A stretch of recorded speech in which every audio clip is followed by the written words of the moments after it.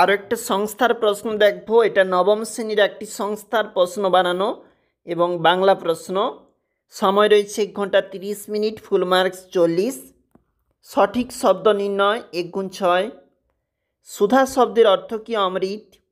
আকাশে 7টি তারা কবিতাটির নাম রূপসী বাংলা। কোন গাছটি বুড়িয়ে ওঠে?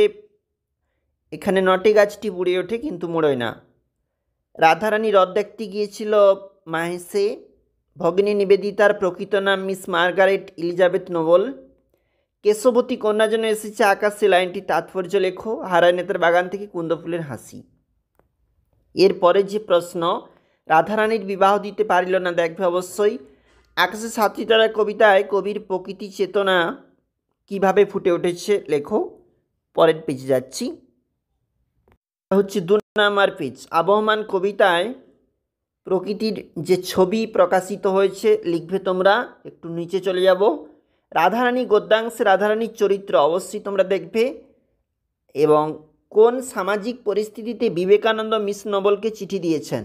তুমি ঠিক সেই রূপ নারী যাকে আজ প্রয়োজন। কোন নারী কথা এখানে বলা হয়েছে?